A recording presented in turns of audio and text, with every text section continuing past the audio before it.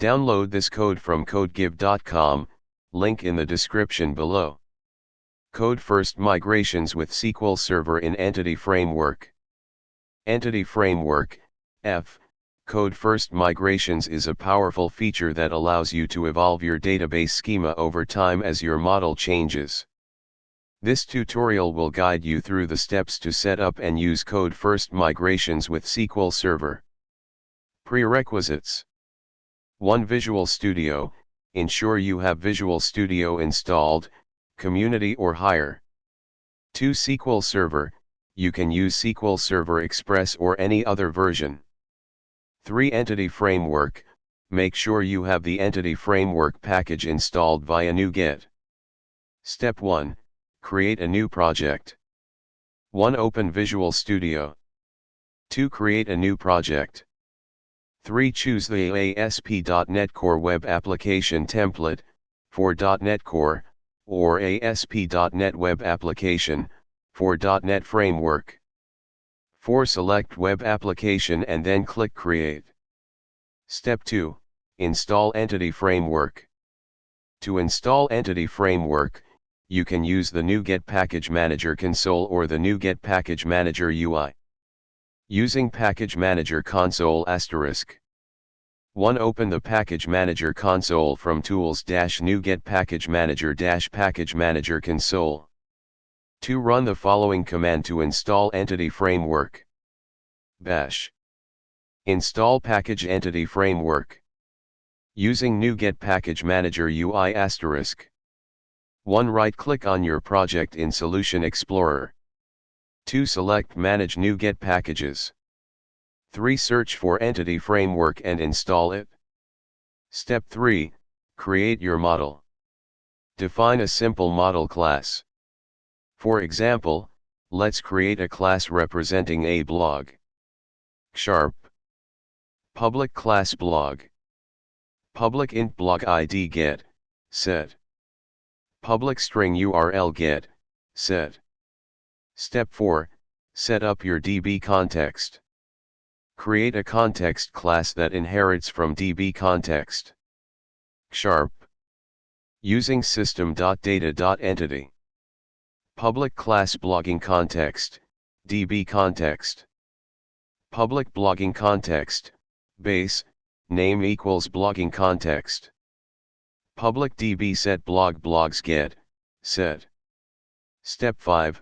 Configure connection string. Add a connection string to your web.config or appsettings.json file. For web.config * XML. Connection strings. Add name equals blogging context connection string equals data source equals dot, initial catalog equals blogging, integrated security equals true provider name equals system.data.sql client / connection strings. For appsettings.json, if using .NET Core. JSON. Connection strings. Blogging context, server equals dot, database equals blogging, trusted _ connection equals true. Step 6, enable migrations. Open the Package Manager console and run the following command to enable migrations. Bash. Enable migrations. This command will create a migrations folder in your project with a configuration.cs file. Step 7, create your first migration. Now you can create a migration based on the current model. Bash. Add migration initial create. This command generates a migration script to create the initial database schema. Step 8, update the database. To apply the migration and create the database, run bash update database. This command will create the database with the blogs table. Step 9, changing your model. Now let's say you want to add a new property to the blog class. Sharp. Public class blog. Public int blog ID get, set. Public string URL get, set. Public string title get, set. / new property. Step 10, create a new migration for changes. After modifying your model, create a new migration. Bash.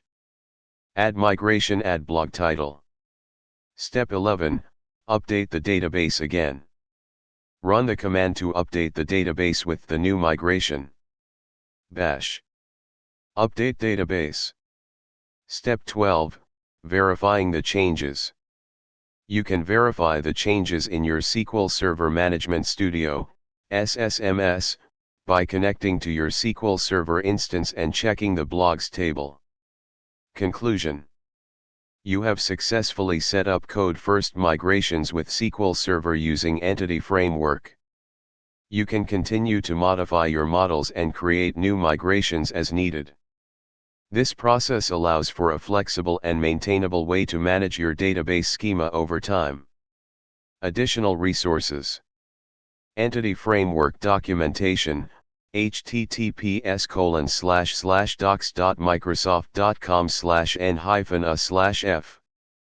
Code First Migrations Overview, https://docs.microsoft.com/n-a/f/mvc/overview/getting-started/introduction/getting-started.